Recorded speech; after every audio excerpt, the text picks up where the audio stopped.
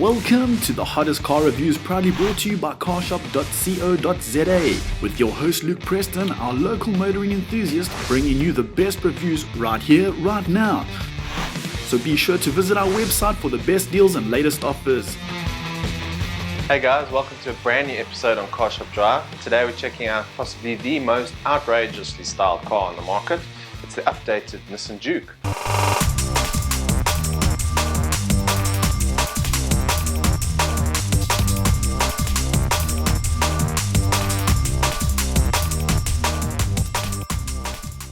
Nowadays, standing out from the crowd is crucial.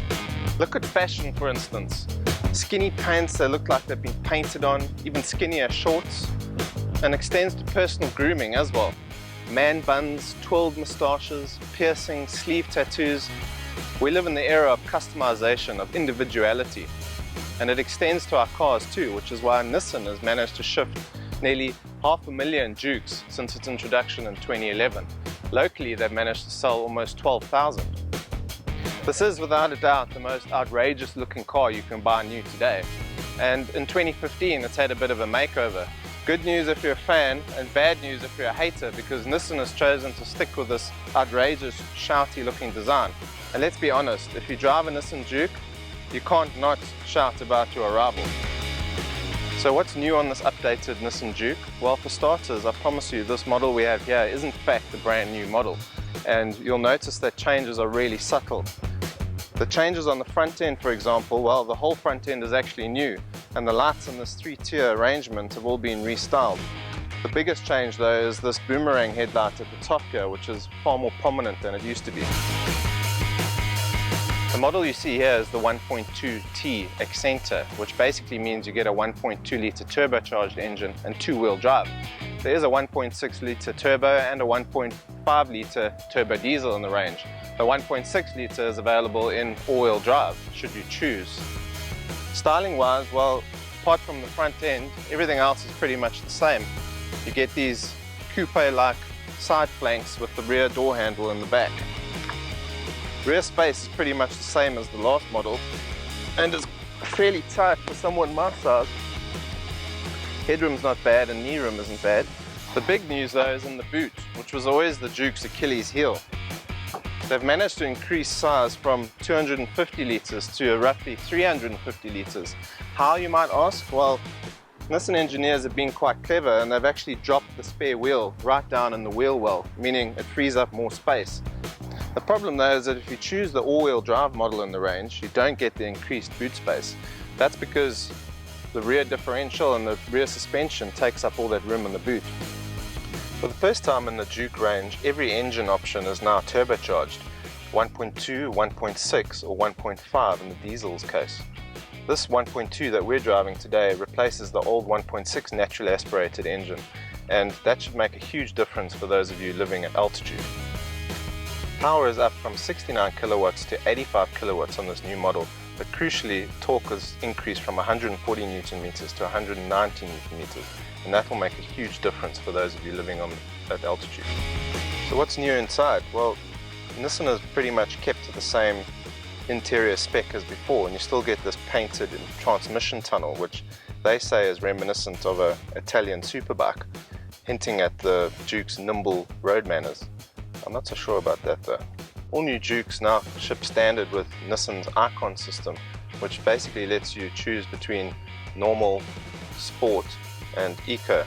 You also get some odd drive information such as G-force. I'm not so sure you'll be pulling huge G-forces in the Juke though. All Jukes also now feature cruise control, Bluetooth integration and a multifunction steering wheel. This is the Accenter Plus model, and extras include rain sensing wipers, keyless access with engine start-stop button, electronic folding mirrors, 17-inch alloy wheels and two-tone suede-like seat upholstery. Standard spec is pretty generous in the Juke, and you can see why it's such a popular car. Other standard features include a leather-clad steering wheel with speed-sensitive power assistance, front and rear electric windows, LED daytime running lights, 6 airbags, ISOFIX baby seat anchoring system, remote keyless access and central locking. So how does this new 1.2 turbo engine compare to the old naturally aspirated 1.6? Well, immediately you can feel that extra torque. and it makes a huge difference in day-to-day driving. This being a crossover though, it needs to be revved a little bit to get the best performance out of it because it's quite a heavy little car. That engine, well, it's pretty frugal as well. I've been driving it for a week or so and it's been averaging about 8 liters per 100, which you might think is not brilliant for a tiny little 1.2, but considering the size and weight of this car, it's actually not bad. I remember driving the original Juke back in 2011 or 2012 when it was introduced, and one of my complaints back then was that it had a really choppy ride. I do suspect the bigger 17-inch wheels were part to play, but in this new updated model with the 16-inch rims, the ride is really compliant. We took it for a short drive down a farm track and it performed really well, even on rutted, dirty roads like that.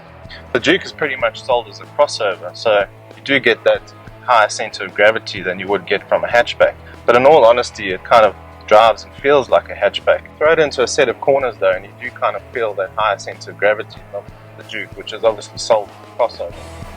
It doesn't quite have the dynamics that you would expect from a hatchback, even though it is kind of a swollen hatchback if you want to call it that. So you've got your man bun and your drop crotch jeggings. Is the Juke the car for you?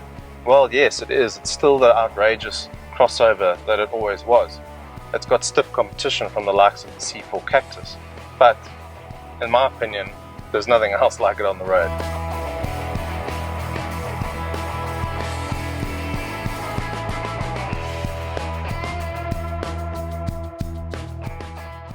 That's it for today guys, thanks for watching. Please subscribe to our channel, check us out on Twitter and Facebook, get active in the YouTube comments, visit carshop.co.za for great deals and specials. Thanks and cheers.